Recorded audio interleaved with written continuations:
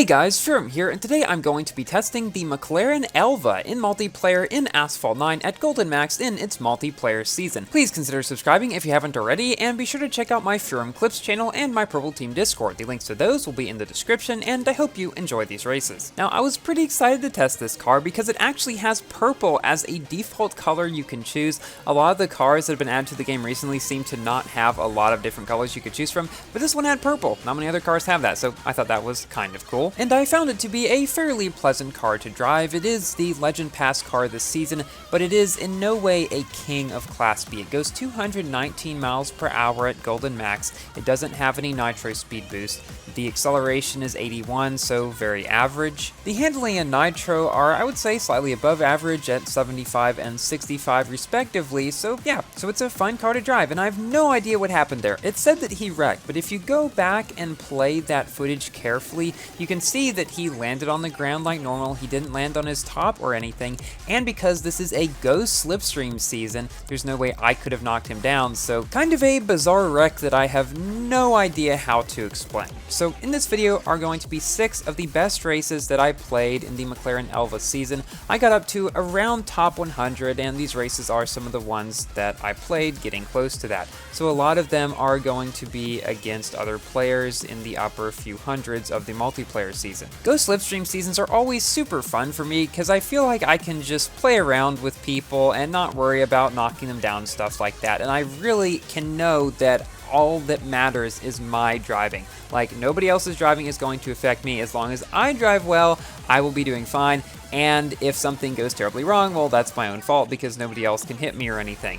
And so that's because of the ghost season, but the slipstream part of it makes it so that you have this like constant back and forth throughout the races, oftentimes. If you're in front, that makes slipstream seasons even more interesting. And this season in particular was a lot of fun because constantly I would get into these matches where I'd have a couple of people directly behind me throughout so much of it, and I just had to do whatever I could to keep the nitro going. Like here, I used the brake nitro trick to not run out of nitro in that section. If I had, they probably would have caught up to me, and then using perfect nitro so as not to lose speed around the final corner, and I just barely won that one. 2 folks directly behind me, probably riding my slipstream the whole way. And now we're moving on to the first of 2 crazy close races on the Caribbean. This was a duel. Now, I didn't actually have too many duels this season, but this one turned out to be pretty good. Now, since everybody's in the same car, you kind of have to adapt the slipstream strategy to that just a little bit. At the beginning of races, if you're in the back, I would recommend to just try to get behind someone's slipstream and surf that for as long as you can up until reaching your own shockwave. And you want to try to stay in someone's slipstream for the entirety of the time until you get up to that shockwave.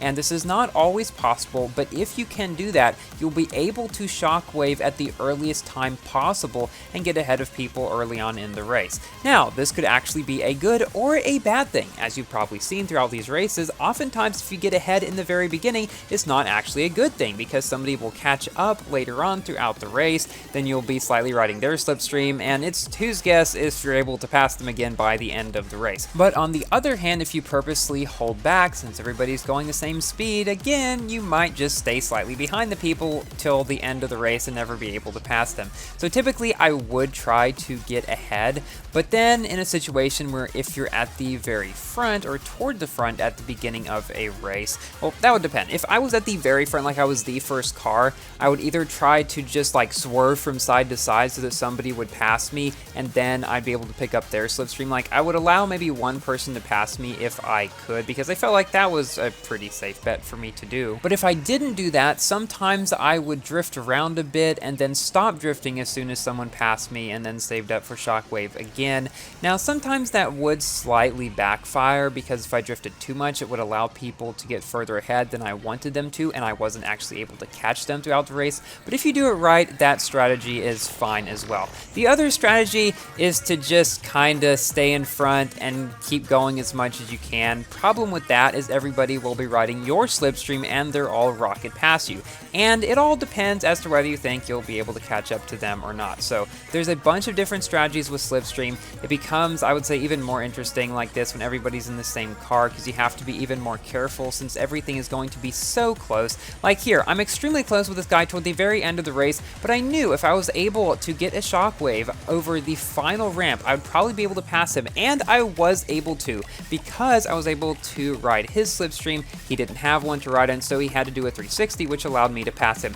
Little stuff like that just makes these a lot of fun to me. Now, we are going to be racing the same racer twice in a row in the last two races in this video. He's that kinda to-you guy up there, and he was a pretty good driver. I usually like to try to include at least one Auckland race in most of the videos that I'm making now in multiplayer, just so you guys can see how each car does on this track in particular, since we really haven't had nearly as much experience with it as we had with other tracks. Now, I have to admit, I did not drive it the best in this car. I kind of forgot that it handles as well as it does, and I did not need to drift quite as much. That's one thing. Now, on tight turns like this, you do have to, but on other ones that are more of like the 45-degree turns, you really don't need to drift the whole way around if you've got a car like this one. Like, that turn was fine to drift over.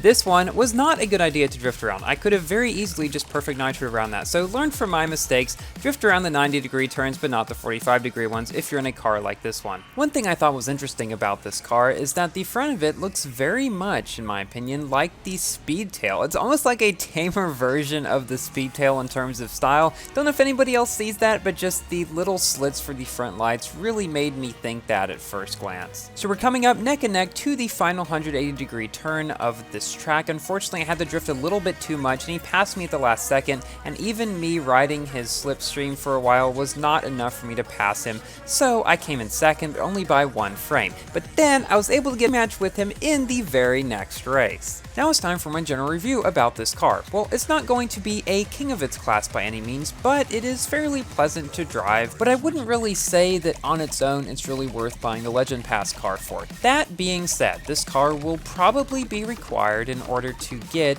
the Hennessy Venom F5, so if you want the new fastest car in the game, this is probably one you should pick up after all. I've answered this question in previous videos, but people keep asking me, am I going to buy the Legend Pass this season? No, I am not. I had thought about it, I have to be honest with you, but getting the Venom will almost certainly require a lot more stuff that I probably don't have than just this car. More likely than not, it will require more than one Legend Pass car like we've seen before in some of the other difficult special events.